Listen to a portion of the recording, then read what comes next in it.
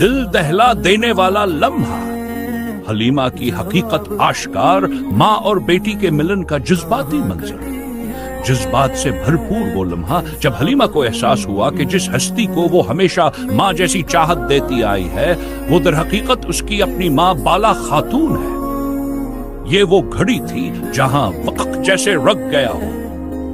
حلیمہ کی آنکھوں کے سامنے جیسے ماضی کے دریچے کھلنے لگے، وہ لمحے، وہ یادیں، وہ احساسات جو اب تک دھند میں لپٹے تھے یکدم صاف نظر آنے لگے۔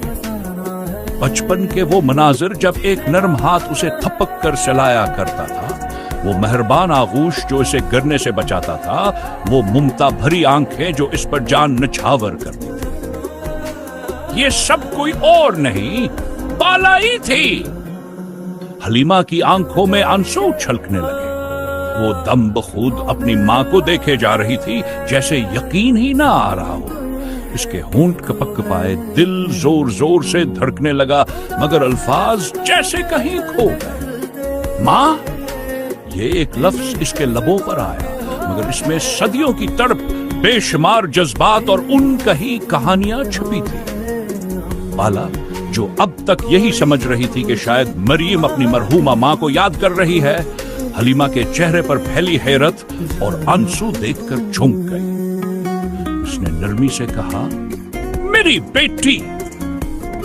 یہ سنتے ہی حلیمہ کا دل جیسے ایک لمحے کو دھڑکنا بھول گیا، حقیقت کا بوجھ اس پر یوں گرا کہ اس کے قدم ڈگمگانے لگے، اور پھر وہ سیدھا اپنی ماں کی گود میں بے ہوش ہو گئی۔ یہ منظر وہ تھا جو دیکھنے والے کی روح کو جھنجھوڑ دے۔ حلیمہ کون ہے؟ یہ وہی حلیمہ ہے جس نے ہمیشہ سچائی کی راہ پر چلنے کی کوشش کی، ایک بہادر لڑکی جو بچپن سے ماں کی شفقت سے محروم رہی لیکن پھر بھی ہمت نہ ہاری۔ اس نے ہمیشہ اپنے خوابوں کو سچ کرنے کے لیے لڑائی لڑی، مگر قسمت نے آج اس کے سامنے ایک ایسا راز کھول دیا جس نے سب کچھ بدل کر رکھ دیا۔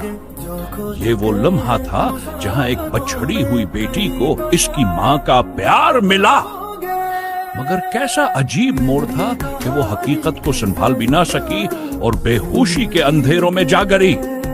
کیا بالا اپنی بیٹی کو ہوش میں لا پائے گی؟ کیا ماں اور بیٹی کا یہ جذباتی ملاپ ان کے مقدر میں ہمیشہ کے لیے لکھا جائے گا؟